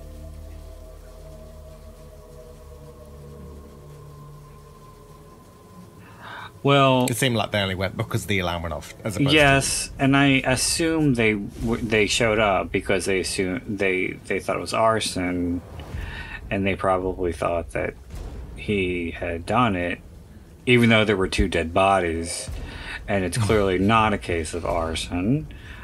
to, and there's 2 cars crashed into it. 2 cars crashed into it. Yeah, there's a lot more to it than just the fire and the water. And the earth And only now and the does air. he think to burn. Yes. Heart.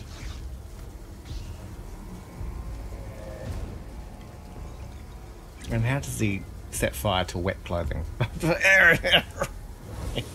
With the fire, wasn't the lighter wet too? Yeah, probably. It's a bunch of fucking shenanigans. I'm calling shenanigans in this whole movie.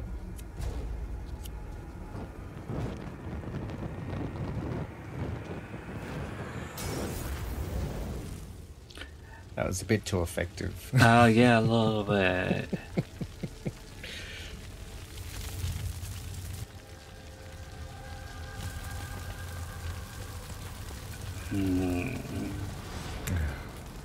I'm glad this is coming to an end. I know. And I think it's the type of movie I was fine to watch once, and then now that I'm having to sit through it again, it's like, oh. yes, and you know, it seemed like I was doing a bunch of either shitty movies or movies that I found to be completely mediocre. And I was like, okay, I can't do this anymore because it's breaking me.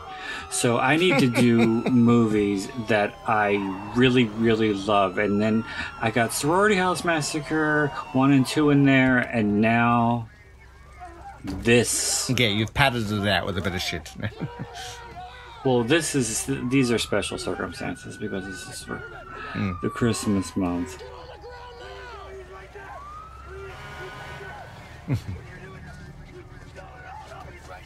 But even when I did B-Movie Bonanza, I never set out to do commentaries or movies I did not like. Yeah.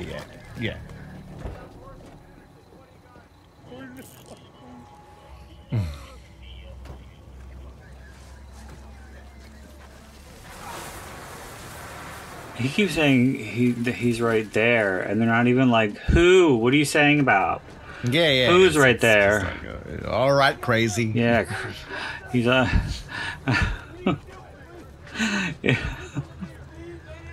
It just reminded me. All these crane shots. Oh. It just reminded me of Chris at the end of Friday the 13th Part 3. She has a complete meltdown in the back of the police car. And that's like what this is with this poor guy. See, I was getting more Sideshow Bob vibes when they arrest him instead of the brother. And then Niall says, "Tell them you'll live to regret this."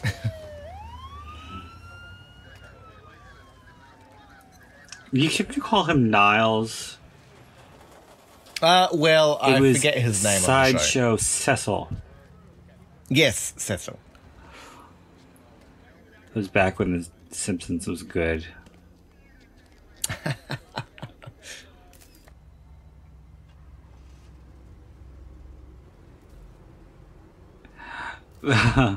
One of the fucking... I think one of the funniest, the all-time funniest Simpsons moments is Sideshow Bob and the Rakes. Oh, God. And that was only done because the episode was too short. Yeah. I know.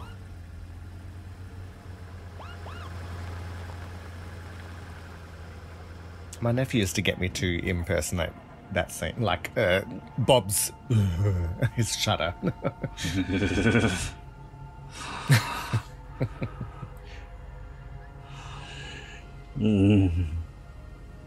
Marcus likes The Simpsons. Yes. Still. Yeah, well, he still watches He does. And he watches the Halloween ones. He talks to me about them. The new ones or the old ones? The new one. And the old ones as well. I can join in on the old ones, but the new ones, I'm like, oh, okay.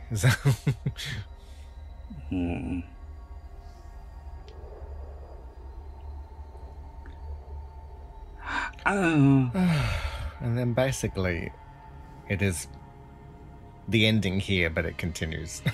Yeah, on and on and on. It's like, okay. You made your point.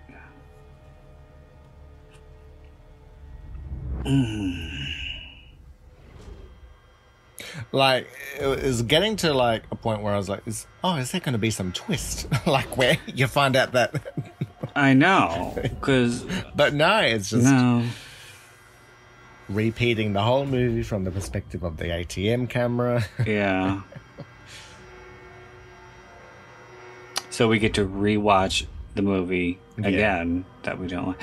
And by the way, it was like 2 weeks ago. My father says to me, "Oh, I wanted to tell you, I saw this really good movie on Netflix. It was called The Rental." And I immediately went, I hated that fucking movie. And he was like, what? I thought it was good. Oh, what did he like? I don't know. I don't know. But he was like, why didn't you like it? And I was like, I was fully prepared to launch into a tangent or a tirade, but it had been so long since I'd seen it. It was like over a year ago. I forgot why it was so shitty. was probably more annoying that he reignited the memory. Yes. Well, I wrote. You have to remind you of that movie. I wrote that whole fucking this was before I was on Letterboxd. I needed to vent how much I hated that movie, so I wrote like this fucking 3-page post on Facebook. Odyssey. Yeah, I should. If I don't even know how to go through my posts to find them, but I wish I could so that I can post that on Letterboxd. Because I remember making some pretty astute observations.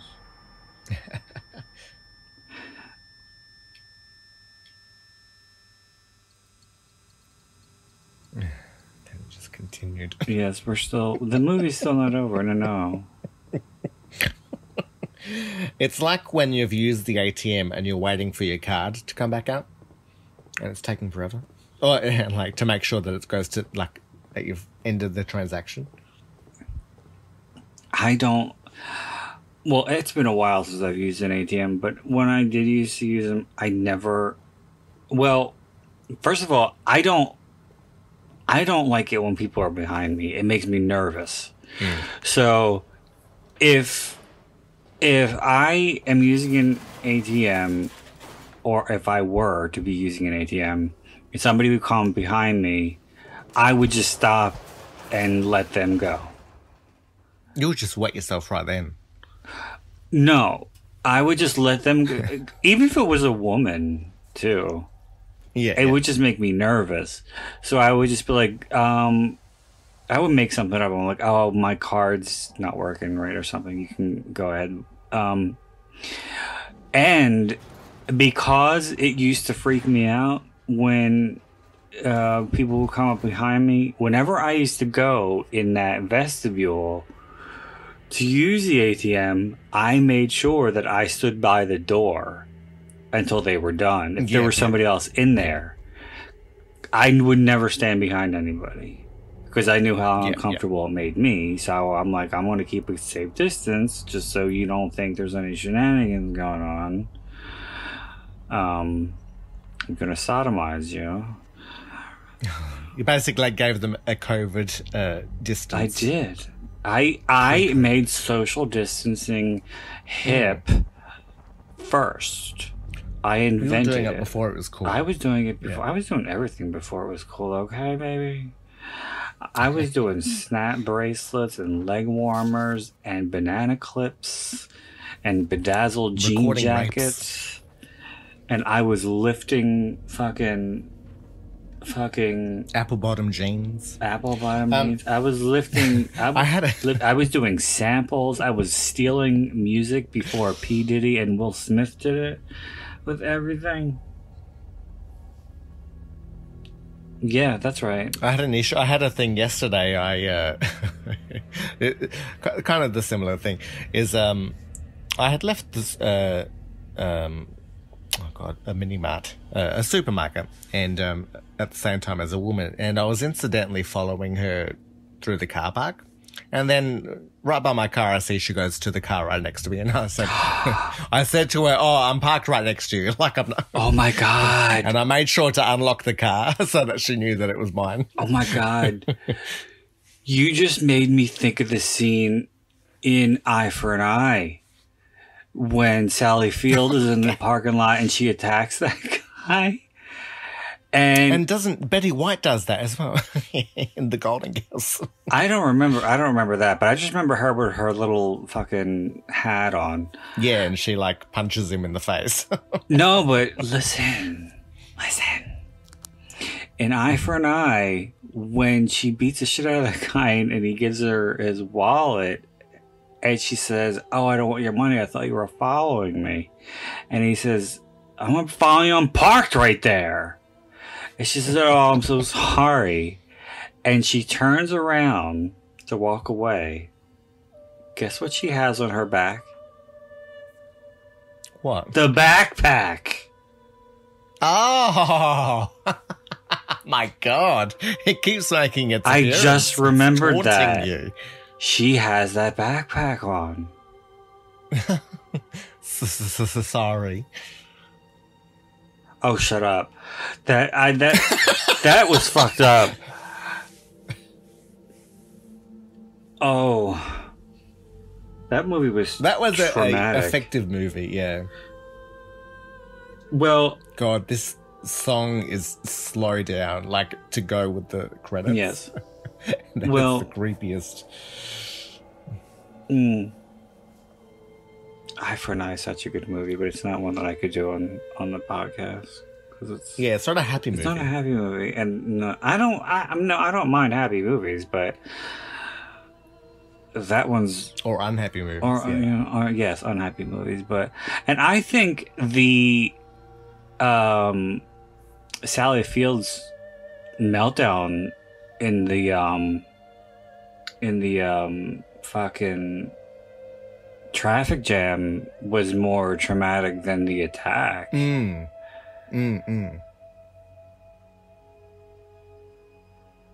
whole hearing it happen in real time. Yeah. You know, for a long time I thought the lyrics was Round John Virgin. Okay. I don't think you should ever tell people that. Because they're singing Silent Night. I was like, who is this John? this tubby, sexless addition to the song. There was I used to listen to this morning show that was music oriented where they would just talk about music. They wouldn't play it. And they would have like topics sometime, and people would call in and one day it was people who had gotten lyrics to popular songs wrong. Yeah. And this one guy called in and told the story. It was the best one. He was like, when I was younger, I had just made friends with this kid in school, and this is like in the early 80s, and he brought me over to his house, and he was like giving me a tour and showing me all this stuff, and they went into the bedroom, and he was like, in here I have a few animals, stuffed animals, and this is my my seal. And, I named him Alex because of the song. And he was like, thinking that he was really clever. And he's like, I don't get it. What song? He's like, the song, Alex the Seal. It was Our Lips Are Sealed. Oh, my God. Oh. Yeah.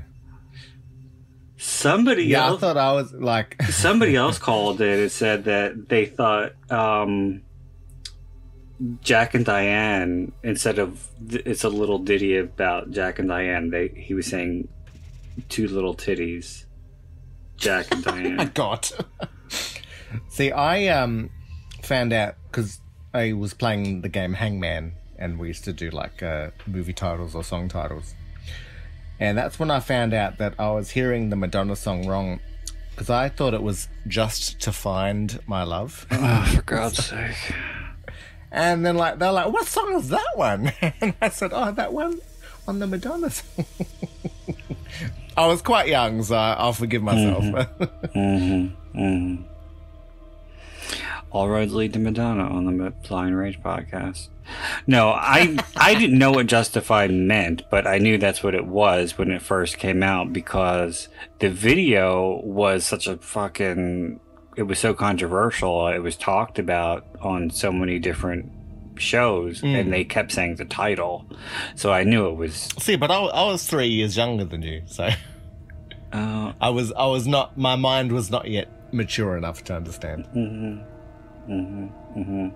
But people were saying the title on these shows is what I'm trying to convey.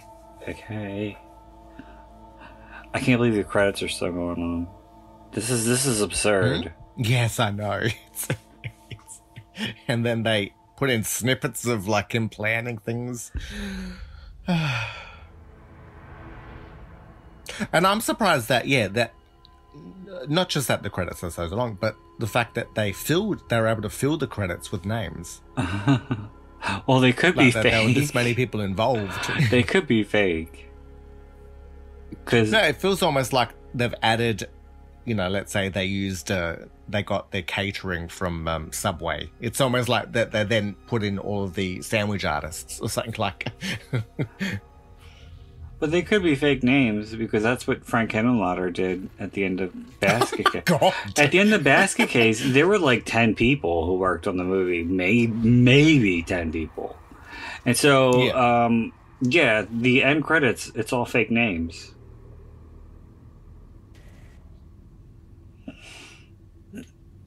Make for an interesting IMDb page.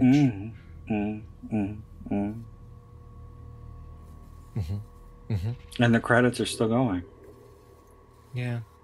Well, this is not credits. This is just looking at the design of the Well, the movie should have been over of the ATM 20 years ago.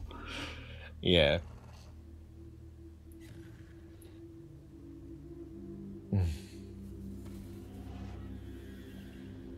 For God's sake.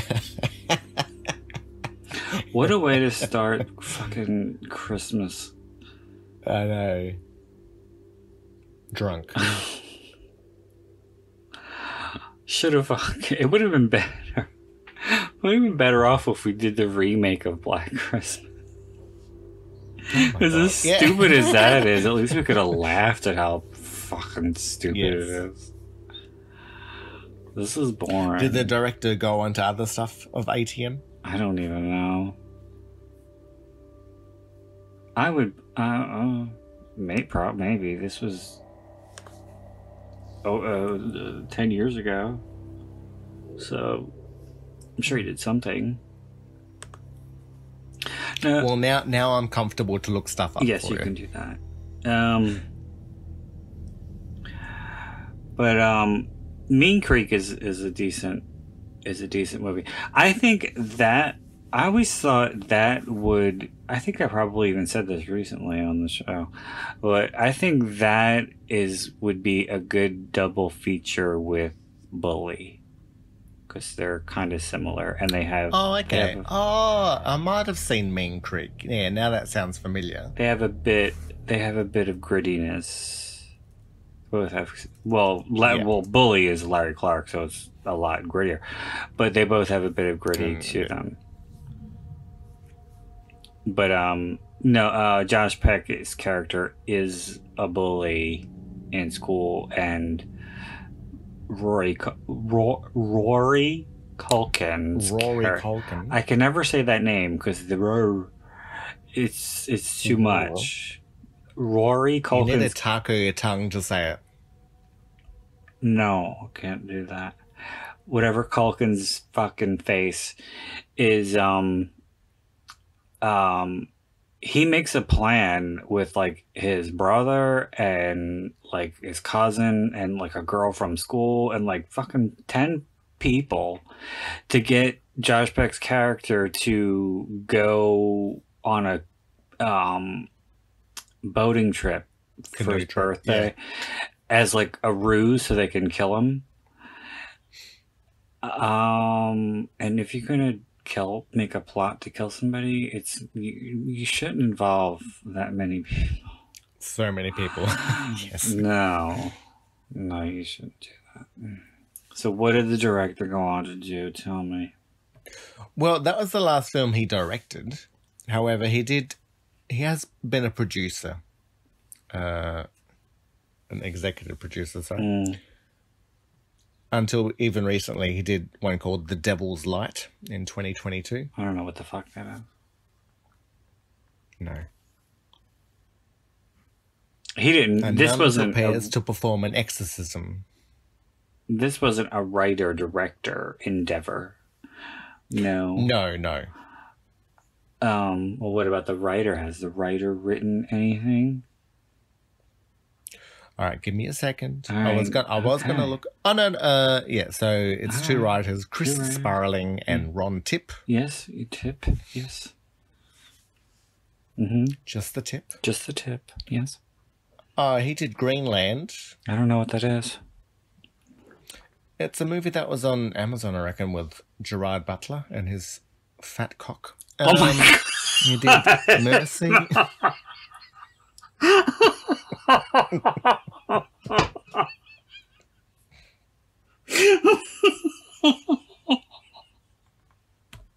That was so Shocked you with that one, did I? No, that was so fucking unexpected. I honestly thought you were going to say in his fat ass because he got really fat.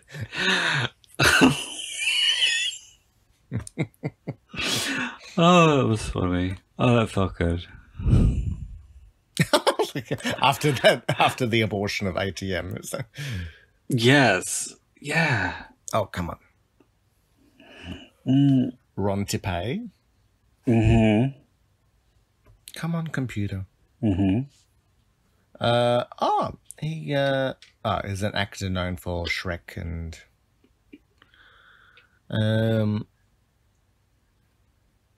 as a writer, he's only done ATM.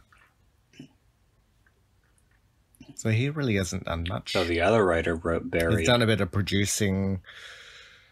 All right. Now I'm just going to look up Alice Eve, and that will be the last of it. Mm.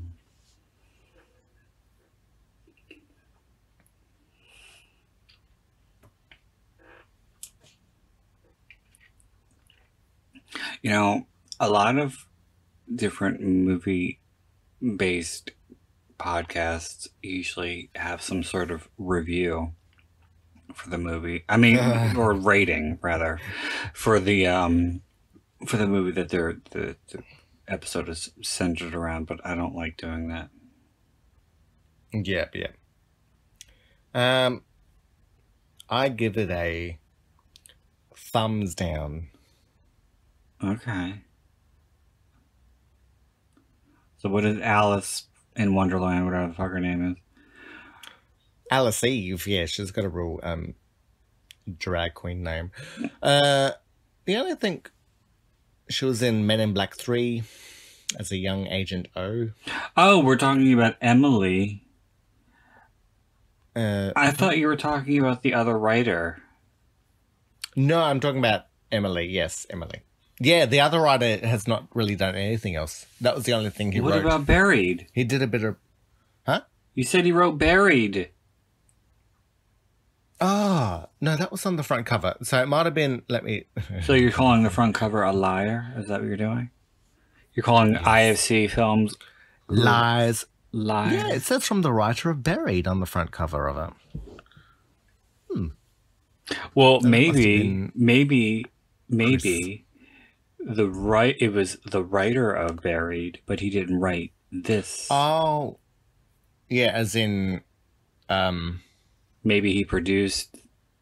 Oh no, this. so sorry. Under his IMDb, it is Buried is before that, is before ATM. Oh, so he wrote the same movie back to back. Okay, cool. Mm-hmm. Yeah, that's great. Did one called The Sea of Trees, Mercy, Falling Slowly, sorry.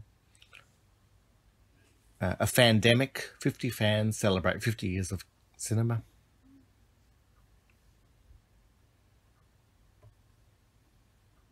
Yeah, so. Well, that was an enjoyable experience. Not so much a viewing, but it's always good to chat with you. Yes, and I had a good laugh, so.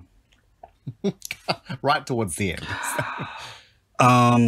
Yeah, but unfortunately I never got to see Gerard Butler's fat cock, so I can't comment on it. Damn it. I always liked the joke that it was Joan Rivers said about 300, and she said it's on a scale of 1 to 10, that's how gay it is.